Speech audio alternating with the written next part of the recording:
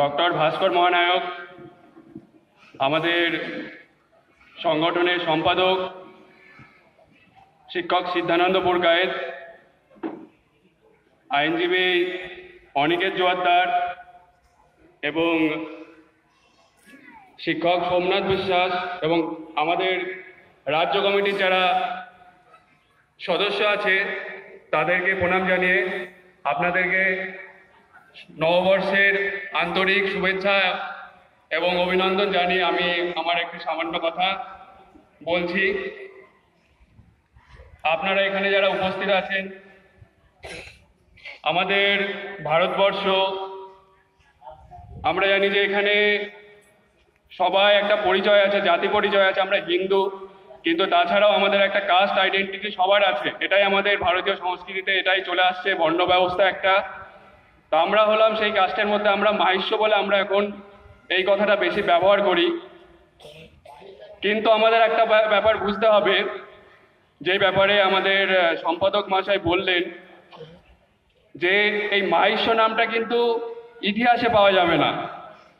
একটু আপনি 100 বছর আগে চলে যান, এই মাহিষ্য নামটা কিন্তু একটা পৌরাণিক রেফারেন্স থেকে এসেছে। এটা ইতিহাসে পাওয়া যাবে না। ইতিহাসে আমরা কি পাবো? ইতিহাসে আমরা নাম পাবো কৈবর্ত। এই কৈবর্ত নাম ছাড়া কিন্তু ভারতের ইতিহাস লেখা সম্ভব নয়।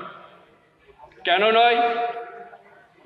ভারতবর্ষে, শুধু ভারত বলতে বর্তমান ভারত নয়, পুরো ভারতীয় উপমহাদেশ অর্থাৎ বাংলাদেশ এবং পাকিস্তান সহ যে ভারতীয় উপমহাদেশ, এই উপমহাদেশে প্রথম গণবিদ্রোহ এবং সফল গণবিদ্রোহ কৈবর্ত বিদ্রোহ, যেটা যারা স্কুলে পড়াশোনা করেছেন শুনেছেন বা আমরা জানি, কৈবর্ত বিদ্রোহ সংগঠিত হয়েছিল, প্রথম সফল গণবিদ্রোহ। এবং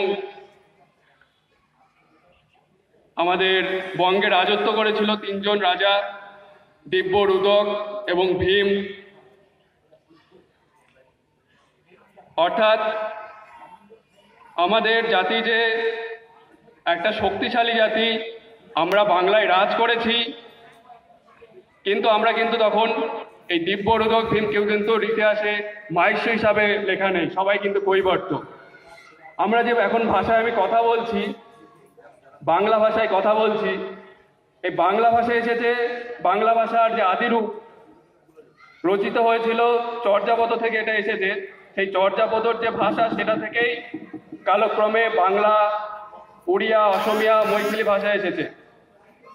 এই বাংলা ভাষার এই আদিরূপে যে চর্যাপদ লেখা, তার লেখক হলেন, প্রথম পাণ্ডুলিপি যিনি লিখেছিলেন তিনি হলেন লুই পা।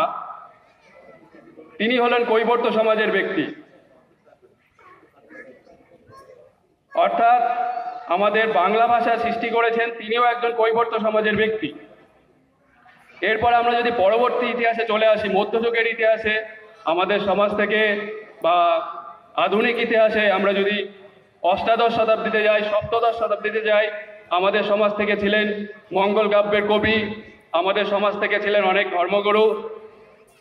আমাদের স্বাধীনতা সংগ্রামে আমাদের নদিয়ার বসন্ত বিশ্বাস শহীদ হয়েছিলেন, খুব অল্প বয়সে শহীদ হয়েছিলেন। আমাদের সমাজ থেকেই আছেন আমাদের ভারতের বুকে প্রথম সরকার গঠন হয়েছিল, তাম্রলিপ্ত জাতীয় সরকার। সারা ভারতবর্ষে কিন্তু এরকম সরকার স্বাধীনতার আগে একটা স্বাধীন সরকার কোথাও গঠিত হয়নি, এবং তার কৃতিত্ব কিন্তু কৈবর্ত সমাজে। সতীশচন্দ্র সামন্ত, সুশীল ধারা, মাতঙ্গিনী হাজরা, এরাই কিন্তু প্রথম সারা ভারতের বুকে একটা জাতীয় সরকার চালিয়েছিলেন প্রায় 2 বছর ধরে। তো আমাদের সমাজ কিন্তু শাসন করতে পারে, আমাদের সমাজ কিন্তু সুশাসন দিতে পারে, কিন্তু একটা বর্ণবাদী চক্রান্ত, উঁচু নিচু ভেদাভেদ, এর জন্য হীনমন্যতার শিকার হয়ে আমাদের সমাজের যারা একটু সচ্ছল ছিলেন, আইনজীবী, কিছু ধনী জমিদার, ব্যবসায়ী যারা ছিলেন, তারা কিন্তু তখনকার সমাজের পক্ষিতে, তখন কিন্তু সমাজে প্রতিষ্ঠিত হতে গেলে সমাজে একটা তার কিন্তু জাতি মর্যাদার প্রয়োজন পড়েছিল তখন। তো সেই জন্য আমাদের কৈবর্ত নামটা তারা বর্জন করে উচ্চ বর্ণ একটা পাওয়ার জন্য মাহেশ্ব নাম গ্রহণ করেছেন। কিন্তু বর্তমানে কিন্তু এই মাহেশ্ব নামের কোনো প্রাসঙ্গিকতা নেই। কারণ কি, বর্তমান সমাজে যারা অবহেলিত, যারা শোষিত হয়েছে, তাদের জন্য একটা প্রোটেক্টিভ ডিসক্রিমিনেশন অর্থাৎ সংরক্ষণ আছে। আমাদের সমাজের মানুষের অনেক কৃতি ব্যক্তি আছে, অনেক জমিদার ছিলেন, কিন্তু আমাদের সমাজের ম্যাক্সিমাম মানুষই কি কৃষিজীবী। এই কৃষিজীবী মানুষ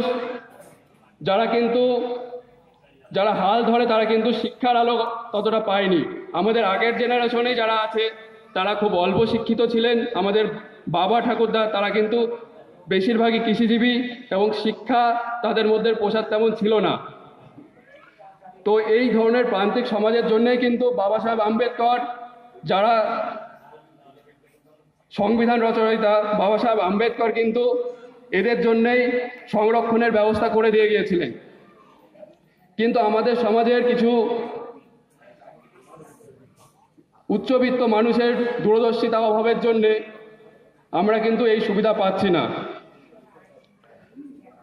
যেই কৈবর্তের এত গৌরবময় ইতিহাস আছে, যেই কৈবর্ত বাংলা রাজত্ব করেছে, স্বাধীনতা সংগ্রামে এত প্রাণ দিয়েছে, স্বাধীনতা সংগ্রামী এবং যারা সমান্তরাল একটা জাতীয় সরকার গঠন করেছে, তারা কিন্তু বাংলার বুকে তাদের আর ক্ষমতা আস্তে আস্তে হারিয়ে যাচ্ছে।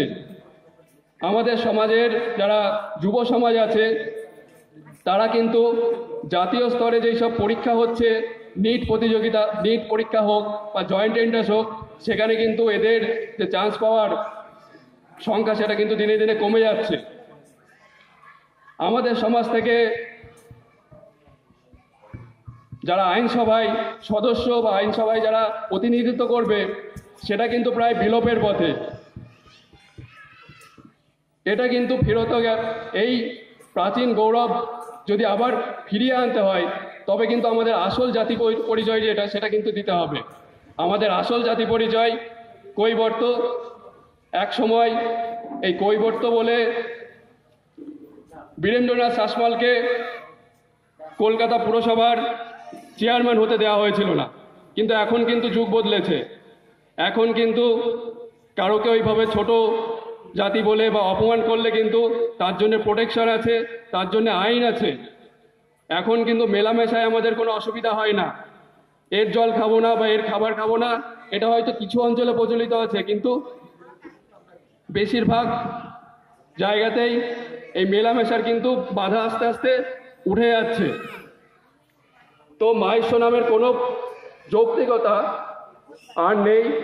তো আমাদের যেটা আদি পরিচয় কৈবর্ত, আমরা চাষি কৈবর্ত, সেই পরিচয় দিন ঐক্যবদ্ধ হয়ে আপনাদের যেটা সাংবিধানিক অধিকার, যেটা 27 বছর ধরে হয়ে আছে, সেই অধিকার নিন।